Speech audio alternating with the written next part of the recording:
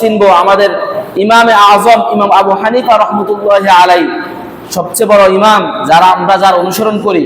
ইমামে আজম রহমতুল্লাহ আলাই যখন কেউ যদি কোনো দোষ বর্ণনা করত, ইমাম আজমের পিছনে যদি কেউ তার দোষ ত্রুটি নিয়ে আলোচনা করত, তখন যদি তিনি জানতেন অমুক ব্যক্তি আমার দোষ বর্ণনা করেছে, তখন ওই ইমাম আজম রহমতুল্লাহ আলাই যে ব্যক্তি তার দোষ বর্ণনা করছে তাকে নাস্তা খাওয়াইতেন। তাকে কি করতেন? নাস্তা খাওয়াইতেন। কারণ কি? কারণ যে আপনি যার দোষ বর্ণনা করবেন, দোষ বর্ণনা করার কারণে আপনার যে আমলনামার মধ্যে যে সওয়াবটুকু, এই সওয়াবটুকু আপনি যার দোষ বর্ণনা করেছেন তাকে দিয়ে দেওয়া হবে। এটাও বুখারী শরীফের মধ্যে হাদিসের মধ্যে রয়েছে।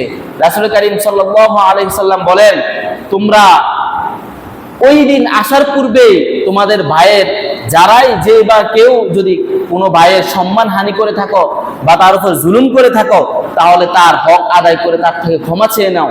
কারণ ওই দিন আসার পূর্বে, যে দিন তোমার কোনো দেরহাম কোনো কাজে আসবে না, ওই দিন কোনো টাকা পয়সা কোনো কাজে আসবে না। আপনি চাইলেও তার জুলুম করা টাকা তাকে ফেরত দিতে পারবেন না।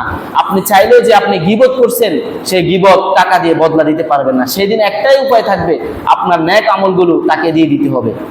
যদি আপনার নেক আমল নাও থাকে, তাহলে আপনার তার বদ আমলগুলো আল্লাহ তাআলা আপনাকে দিয়ে দিবেন।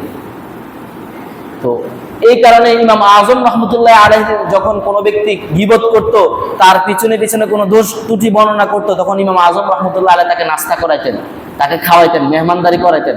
তো সে তো আমার উপকার করতেছে, কারণ সে এত কষ্ট করে যে এত ইবাদত গুলো করতেছে, তার সওয়াবগুলো তো আমি পেয়ে যাব।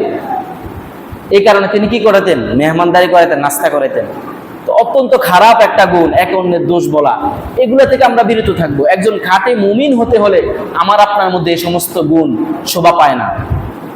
এই কারণে আমরা কখনো একে অন্যের গুণ বলতে যাব না। হ্যাঁ, আপনি একজন মুসলমান ভাই, আপনি তাকে সঠিক পথে আনার জন্য আপনি তার দোষ বলতে পারেন, সেটা অন্যের নিকট না, তাকেই আপনি বলেন, তাকে আপনি পার্সোনালি গিয়ে বুঝান যে হ্যাঁ ভাই, তোমার এই দোষটা রয়েছে, তুমি এই দোষ থেকে ফিরে আসো, তুমি একজন মুমিন হিসেবে তোমার কাছে এই দোষ থাকা ঠিক না। এভাবে তাকে বুঝিয়ে বলেন, দেখবেন সে ঠিকই ফিরে আসবে। কিন্তু যদি আপনি তার সমালোচনা করেন, চায়ের দোকানে, বিভিন্ন রাস্তায় ঘাটে, যেখানে সেখানে তার দোষ ত্রুটি বর্ণনা করেন, তখন সেও ঠিক হবে না, বরং তার ভিতরে জিদ ধরবে যে সে আমার পিছনে আমার দোষ বর্ণনা করে, এবার আমিও শুরু করবো। সে ভালোও হবে না, তারও উপকার হইল না, আপনারও ক্ষতি হলো। আপনার কি ক্ষতি হইলো? আপনি যে তার দোষ বর্ণনা করছেন, সেটার জন্য আপনার যত আমলনামা, যত সওয়াব রয়েছে, সেগুলো কিয়ামতের দিন আপনি তাকে দিয়ে দিতে হবে। আর হাদিস শরীফের মধ্যে স্পষ্ট বলছে, আল গীবাতু আশাদ্দু মিনাজ জিনা, মেশকাত শরীফের হাদিস। একে অন্যের দোষ ত্রুটি বর্ণনা করা, সেটা জিনা থেকেও অধিক বড়, অনেক জঘন্যতম অপরাধ, জঘন্যতম গুনাহ।